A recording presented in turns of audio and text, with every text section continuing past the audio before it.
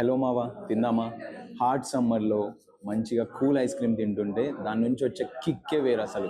So ice cream అనేది only summer సీజన్కి మాత్రమే కాదు, we can eat ice cream in every season. మాకు తెలుసులేరా. కొంతమంది రైనీ సీజన్లో వర్షం పడుతున్నప్పుడు మంచిగా అలా ఆఫీస్ అయిపోయిన తర్వాత వర్షంలో తడుస్తూ స్టూడెంట్స్ వీళ్ళందరూ కూడా తడుస్తూనే వెళ్ళి ఐస్ క్రీమ్ తింటుంటారు.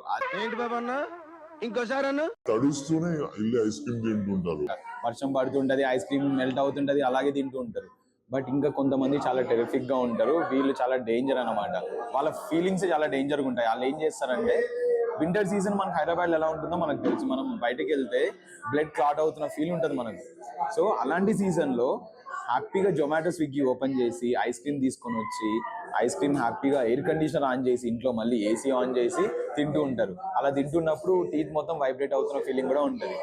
ఇక్కడ మనం అబ్జర్వ్ చేసిన థింగ్స్ ఏంటంటే, ఫుడ్ తినేటప్పుడు food that may be anything, particularly ice cream, ఒక్కొక్కరు ఒక్కొక్క వే ఆఫ్ ఈటింగ్ ఉంటుంది అనమాట.